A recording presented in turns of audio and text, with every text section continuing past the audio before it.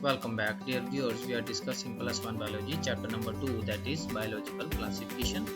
इसमें हमने पिछले वीडियो में किंगडम मोनेरा से डिस्कशन करना शुरू किया था। उसमें हमने बैक्टीरिया के कैरेक्टर स्टडी किए, उसमें से ही उसी को कंटिन्यू करते हुए today will discuss about the reproduction in bacteria.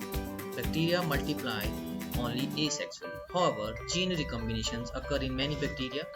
They are included under sex reproduction.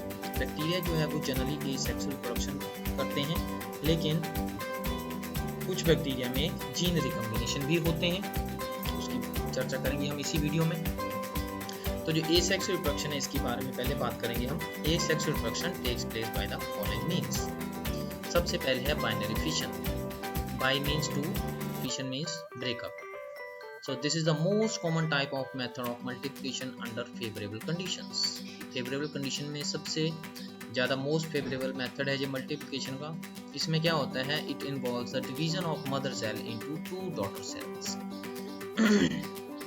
अब यहाँ डायग्राम के माध्यम से हम देखेंगे. यहाँ पर ये पेरेंट सेल है बैक्टीरिया. जब भी इसने बाइनरी फिशन करना होता है तो it starts elongation. इसकी इलोंगेशन होना शुरू हो जाती है, लंबा होना शुरू हो जाता है. साथ साथ में इसका जो डीएनए रेप्लिकेट करना शुरू कर देता है. तो इसका डीएनए ये रेप्लिकेट करके डुप्लीकेशन करके दो कॉपीज बनाता है. तो डीएनए रेप्लिकेशन के बाद क्या होता है? जो सेल वॉल और प्लाज्मा मेम्ब्रेन है दे बिगिन टू कंस्ट्रिक्ट. इनकी दोनों एंड से यहाँ कंस्ट्रिक्शन होना शुरू हो जाती है. धीरे धीरे ये कंस्ट्रिक्शन डीप होती जाती है और ये जो मदर सेल है इसको दो इक्वल डॉटर सेल में डिवाइड कर देती है कंस्ट्रिक्शन. और जो डीएनए होता है रेप्लिकेटेड कॉपी जो है वो एक डॉटर सेल में चल जाती है और एक कॉपी जो है वो दूसरे डॉटर सेल में रह जाती है. तो इक्वली डिस्ट्रीब्यूशन हो जाता है डीएनए का भी और साइटोप्लाज्म का भी. जितना भी साइटोप्लाज्म का पार्ट है वो हाफ एक डॉटर सेल में चला जाता है और हाफ दूसरे डॉटर सेल में चला जाता है. तो इस प्रकार एक बैक्टीरिया से दो बैक्टीरिया बन जाते हैं बाइनरी फिशन. नेक्स्ट है budding. In this method, a small outgrowth develops from the body of the bacterium. The bud grows in size, constricts at the base and separates to form a new bacterium. Budding में क्या होता है? इसमें एक छोटी सी outgrowth जो है वो डेवलप करती है. यहाँ हम ये देखेंगे डायग्राम से. यहाँ से ये आउटग्रोथ है. पहले शुरू में ये छोटी होती है, धीरे धीरे ये ग्रो करती है और इसके बेस के ऊपर यहाँ कंस्ट्रिक्शन डेवलप होती है. और कंस्ट्रिक्शन डेवलप होने के कारण ये जो बड है यहाँ से पेरेंट बॉडी से सेपरेट हो जाता है और नए बैक्टीरिया में डेवलप कर जाता है. तो इस प्रकार से बडिंग होती है. नेक्स्ट है एंडोस्पोर फॉर्मेशन. एंडोस्पोर जो है it is a mean of sporulation. Sporulation का एक प्रकार है स्पोर फॉर्मेशन का.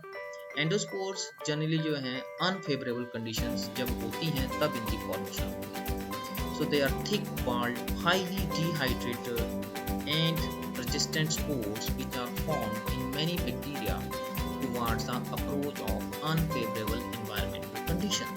तो जब unfavorable environmental condition शुरू हो जाती हैं तो उस वक्त एंडोस्पोर फॉर्मेशन होती है.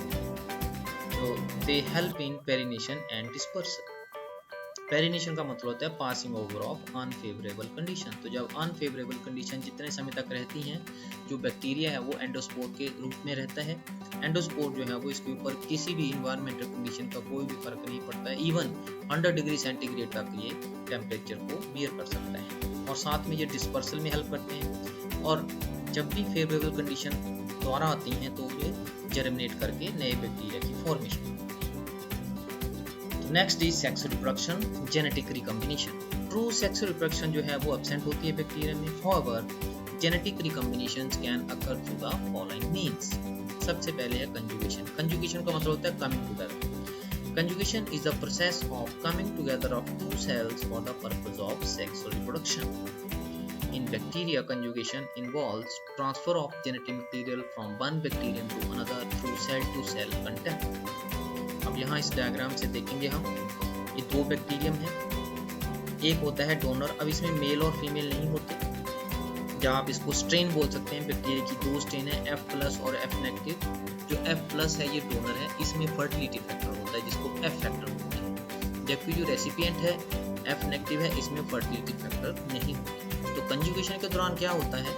डोनर और recipient bacteria they come closer to each other and they gets attached with the help of sex pili and they develop a bridge-like structure which is known as conjugation tube। ये आप देख सकते हैं conjugation tube। जब conjugation tube की formation हो जाती है उसके बाद जो फर्टिलिटी फैक्टर होता है ये इसकी एक कॉपी की फॉर्मेशन होती है, मीन्स रेप्लिकेट करता है और इसकी एक कॉपी जो है वो रेसिपिएंट में ट्रांसफर हो जाती है थ्रू कंजुगेशन ट्यूब। तो जब इसकी एक कॉपी इसमें कन्वर्ट हो जाती है तब इसमें भी फर्टिलिटी फैक्टर आ जाता है and it gets change into F+, it becomes donor bacteria. तो ऐसा है कि जो कंजुगेशन है इसके बाद जो रेसिपिएंट बैक्टीरिया है ये भी डोनर बन जाता है। तो इस प्रकार कंजुगेशन होती है। उसके बाद है transformation. It is the change in the genetic constitution of a bacterium by picking genes of its dead relatives present in the outside medium. क्या होता है कि ये +2 में पढ़ेंगे आप ऐसे ट्रांसफॉर्मेशन जो क्रिप्स का एक्सपेरिमेंट है।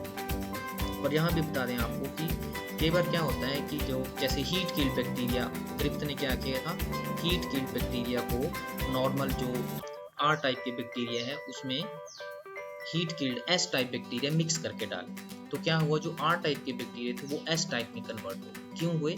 क्योंकि R टाइप बैक्टीरिया के जो जीन्स थे उन्होंने जो डेड S टाइप थे उनके जीन्स लिए और वो S टाइप में कन्वर्ट हो गए। इसी को ट्रांसफॉर्मेशन कहते हैं।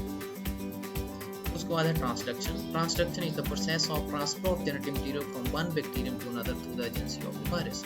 तो वायरस के द्वारा एक बैक्टीरिया से दूसरे बैक्टीरिया में जेनेटिक मटेरियल का ट्रांसफर होना ट्रांसडक्शन कहलाती है। उसके बाद है आर्की बैक्टीरिया। छोटा सा है, साथ में इसी को ले लेते हैं।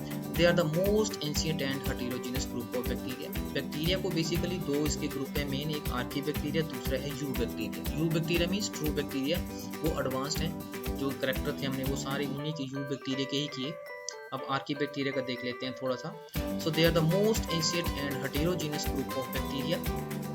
These bacteria are special since they live in some of the most harsh habitats such as extreme salty areas जिनको हेलोफाइल्स बोलते हैं, hot springs थर्मोएसिडोफाइल्स बोलते हैं और मार्शी एरियाज में जो रहते हैं उनको मिथेनोजेंस बोलते हैं। तो ऐसे बैक्टीरिया जो साल्टी एरिया में पाए जाते हैं उनको हेलोफाइल्स, हॉट स्प्रिंग में पाए जाते हैं थर्मोएसिडोफाइल्स और मार्शी एरिया में पाए जाते हैं उनको मिथेनोजेंस।